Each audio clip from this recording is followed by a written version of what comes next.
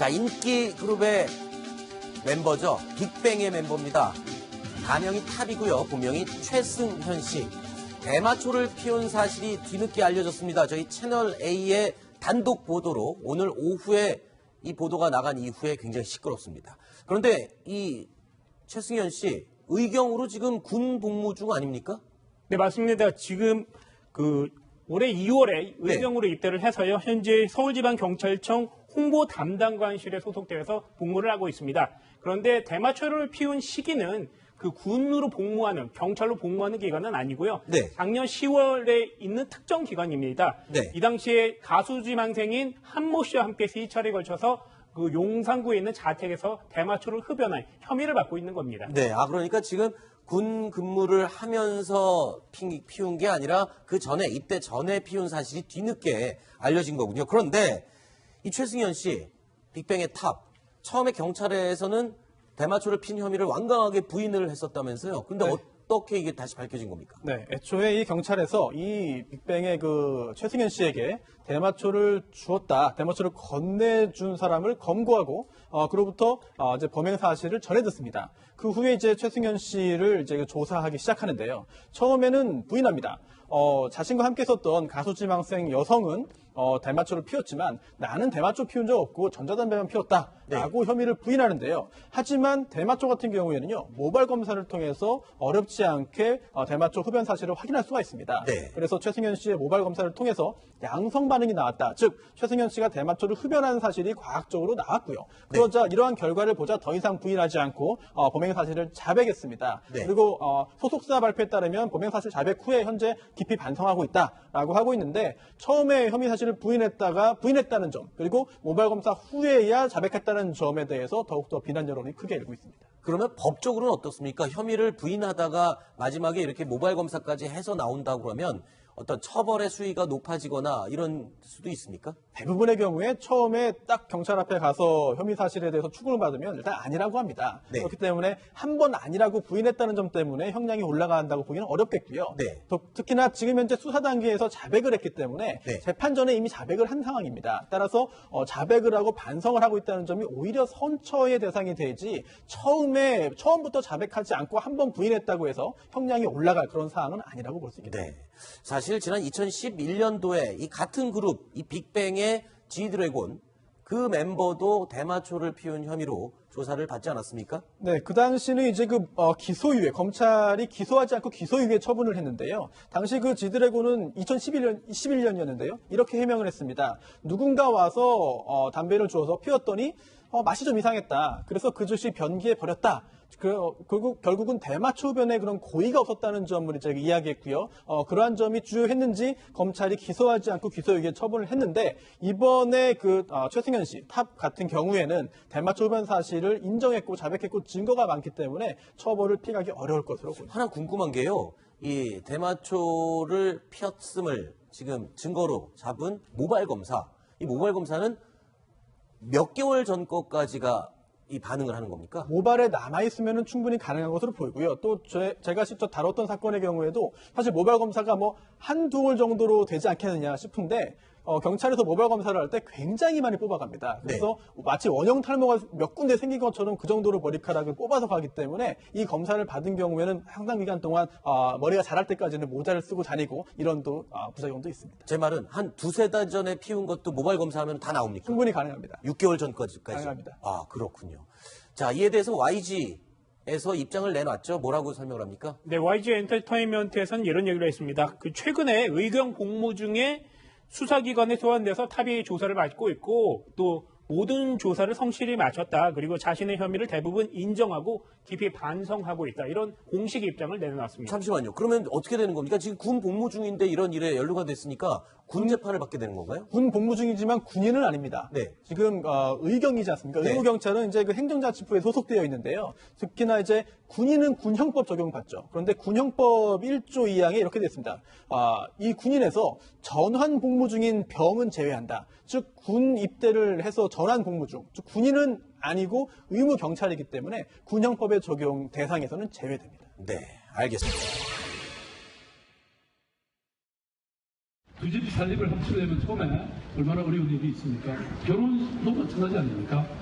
서로 이해하고 서로 기득권을 버리고 조금씩 양보해야 합니다. 제가 이렇게 말씀드리니까 마치 무슨 줄에서 하는 것 같습니다. 제가 지금까지 시상되기 전에 저 줄을 많이 했는데요. 그 줄에 한 커플들이 늘 잘 살았습니다. 아직 헤어진 저 커플이 하나도 없었습니다. 그런 의미에서 오늘 서울교통공사의 소문을 선포합니다, 여러분. 자, 서울 지하철 23년 동안 서울 메트로와 도시철도공사가 나눠서 운영을 해왔는데 통합이 된 거죠?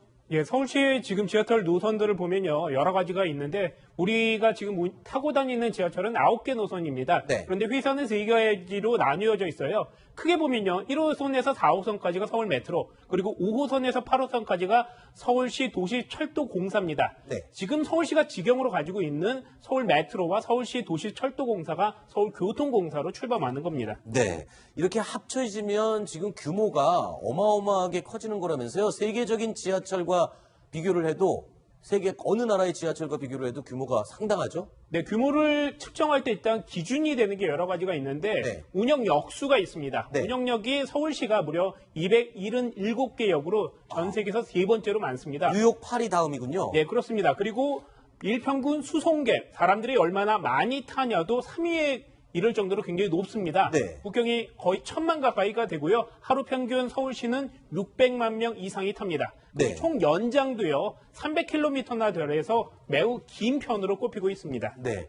자, 이 통합이 되면 글쎄요. 회사의 덩치가 커지는 건데 중요한 건 어떤 이점이 있고 어떤 효과가 좋은 효과가 있느냐입니다. 어떤 부분이 장점이 되는 겁니까? 네, 먼저 통합을 하면 인력이 네.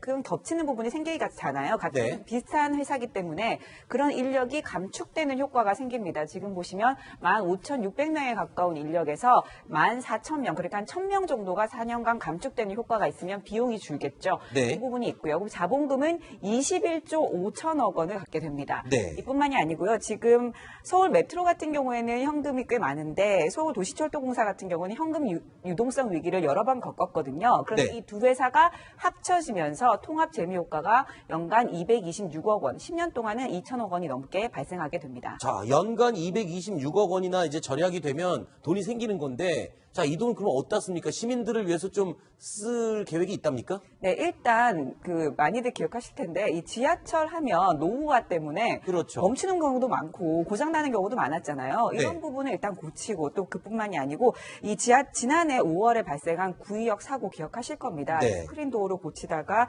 이 청년이 사망을 했는데요. 이런 걸 좀 막는 데 쓰겠다라는 취지로 안전관리본부라는 게 있는데 이 산하에 1호선부터 8호선까지 통합 관리를 하는 곳을 만들고 그다음에 기술안전센터라는 곳을 26곳을 설치를 하고 또 스크린도어 보수 인력도 175명으로 늘린다고 합니다. 그나저나 이 두 회사가 합쳐져서 공사로 큰 덩치 큰 공사로 다시 태어나면서 로고 변경하는데도 어마어마한 돈이 들고 이거 보통 일이 아니라면서요? 네, 그렇습니다. 로고뿐 아니라 바꿀 게 좀 많이 있습니다. 네. 우선 열차 안에 이제 노선도가 있는데요. 이걸 네. 또 다 바꿔야 됩니다. 또한 열차 바깥에 있는 외부에 있는 마크도 바꾸고요. 또 각종 포스터, 또 스크린도어에 있는 것까지도 교체를 하다 보니까 총 28만 개 이상의 교체 수요가 있고 교체뿐 아니라 지우고 뗐다 붙이고 하는 것이 필요하겠죠. 네. 그 비용 자체가 약 20억 원으로 예상되기 때문에 만만치 않은 금액인 것 같습니다. 그렇군요. 자, 콜센터 번호도 바뀌어야 된다면서요? 왜냐하면 합쳐졌으니까. 몇 번으로 바뀌는지 한번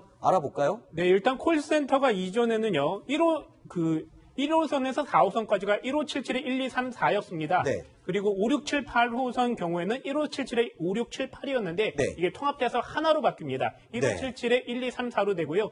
유실물 센터 같은 경우에는 노선에 따라서 여러 군데가 배치가 됐습니다. 1, 2호선 따르고 3, 4호선 따르고 5호선, 8호선 따르고 6호선, 7호선 달았습니다. 그런데 이게 통합이 돼서 한 곳에서 통합 관리하게 됩니다. 그렇군요. 이제는 지하철 타서 물건 잃어버리거나 문의사항이 있거나 하면은 무조건 1577에 1234만 하면 어느 호선에서건 똑같이 통합된 번호로 연락을 할 수가 있겠군요. 자, 그리고요. 또 광화문 광장, 저희 채널A가 있는 바로 앞이기도 한데 광화문 광장을 지나는 차로가 지하로 들어가는 계획안도 나왔다고요? 어떤 내용입니까? 네, 지금 보시면 저희가 지도로 마련을 해봤는데요. 광화문에서 이 세종로 사거리까지 바로 네. 이 구간이 모두 지화화되는 겁니다. 그러니까 차도가 없어지는 거죠. 그 위로는 사람들만 걸어 다니는 도보만 네. 할 수 있는 곳이고 차들은 다 지하로 내려가는 거고. 네, 그러니까 광화문 광장이 진짜 광장이 되는 겁니다. 도로가 다 없어지고 사람들이 그 위로 걸어 다닐 수 있고 차들은 밑으로 다니게 되는 거죠. 네. 지금 보시는 것처럼 저렇게 해서 지금 광화문 광장, 광화문 근처에 있는 서십자각이나 뭐 혜태사 이런 것들은 본래 위치로 복원을 시킨다는 것이 이 서울시의 계획입니다. 네, 어떻게 될지 좀 기대가 되는데, 근데 서울시가요, 또 미세먼지와의 전쟁을 선포했다. 만약에 미세먼지가 나쁨 단계가 계속 이틀간 유지되면, 그러면 지하철을 공짜로 탈 수 있다고요? 네, 그렇습니다. 현재 그런 구상을 하고 있는데요. 네. 미세먼지가 심하기 때문에 일단 수도권 전체 초미세먼지 평균 농도가 일정 기준을 넘을 경우에는 엄격한 조건이 있습니다만 이런 경우에는 차량 이부제를 실시합니다. 그런데 네. 이게 강제적으로 홀짝 번호를 통해 가지고 절반씩은 운행을 금지하는 것이 아니고요. 네. 자율에 맡기고 차량을 쉬고 대중교통을 이용하도록 유도한다는 것인데요. 네. 그 유도하는 수단이 바로 이것입니다. 출퇴근 시간대에 대중교통을 무료로 이용할 수 있게 해준다는 것입니다. 아하. 즉 출근 시간은 첫 차부터 오전 9시까지고요. 퇴근은 오후 6시부터 9시까지입니다. 이 시간 동안에 서울 시내 지하철, 시내버스, 마을버스 등의 대중교통을 무료로 개방한다는 것이기 때문에 이러한 유인책을 통해서 공기가 안 좋을 때 차량 이부제를 자율적으로 유도하겠다라고 하는 정책을 만들고 있습니다. 네. 서울시가 굉장히 그 시민들을 위한 복지 안들을 굉장히 많이 내놓고 있네요. 기대가 됩니다. 어떻게 실현이 되고 또 어떤 새로운 모습으로 태어날지 기다려보겠습니다. 자, 다음 순위로 넘어가 보겠습니다. 이것처럼 그 정도로 머리카락을 뽑아서 가기 때문에 이 검사를 받은 경우에는 상당 기간 동안 머리가 자랄 때까지는 모자를 쓰고 다니고 이런 또 부작용도 있습니다. 제 말은 한 두세 달 전에 피운 것도 모바일 검사하면 다 나옵니까? 충분히 가능합니다. 6개월 전까지. 가능합니다. 그렇군요. 자, 이에 대해서 YG에서 입장을 내놨죠. 뭐라고 설명을 합니까? 네, YG 엔터테인먼트에서는 이런 얘기를 했습니다. 그 최근에 의경 복무 중에 수사기관에 소환돼서 탑이 조사를 받고 있고 또 모든 조사를 성실히 마쳤다. 그리고 자신의 혐의를 대부분 인정하고 깊이 반성하고 있다. 이런 공식 입장을 내놓았습니다. 잠시만요. 그러면 어떻게 되는 겁니까? 지금 군 복무 중인데 이런 일에 연루가 됐으니까 군 재판을 받게 되는 건가요? 군 복무 중이지만 군인은 아닙니다. 네. 지금 의경이지 않습니까? 네. 의무경찰은 이제 그 행정자치부에 소속되어 있는데요. 특히나 이제 군인은 군형법 적용받죠. 그런데 군형법 1조 2항에 이렇게 돼 있습니다. 이 군인에서 전환 복무 중인 병은 제외한다. 즉 군 입대를 해서 소속사 발표에 따르면 범행 사실 자백 후에 현재 깊이 반성하고 있다라고 하고 있는데 처음에 혐의 사실을 부인했다는 점 그리고 모바일 검사 후에야 자백했다는 점에 대해서 더욱더 비난 여론이 크게 일고 있습니다. 그러면 법적으로는 어떻습니까? 혐의를 부인하다가 마지막에 이렇게 모바일 검사까지 해서 나온다고 그러면 어떤 처벌의 수위가 높아지거나 이런 수도 있습니까? 대부분의 경우에 처음에 딱 경찰 앞에 가서 혐의 사실에 대해서 추궁을 받으면 일단 아니라고 합니다. 네. 그렇기 때문에 한 번 아니라고 부인했다는 점 때문에 형량이 올라간다고 보기는 어렵겠고요. 네.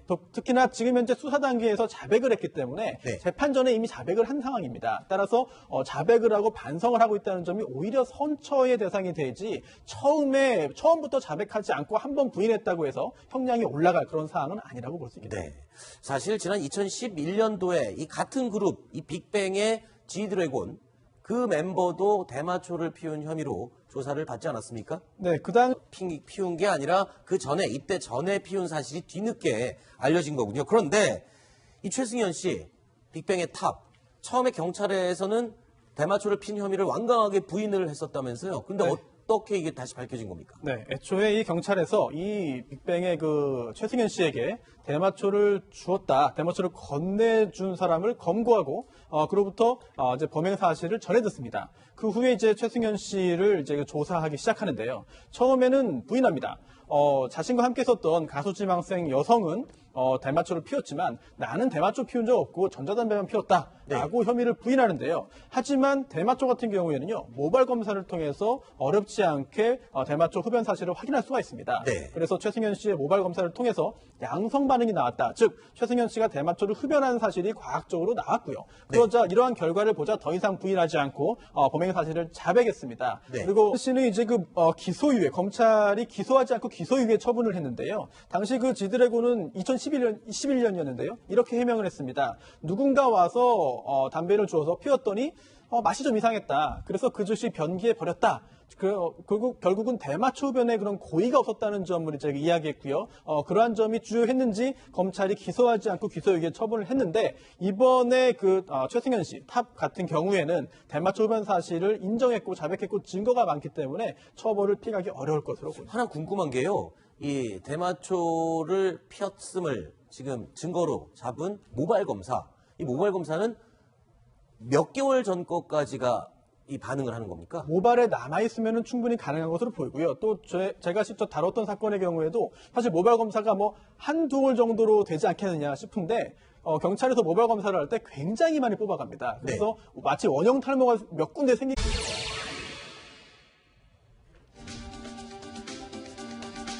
자, 인기 그룹의 멤버죠. 빅뱅의 멤버입니다. 가명이 탑이고요. 본명이 최승현 씨.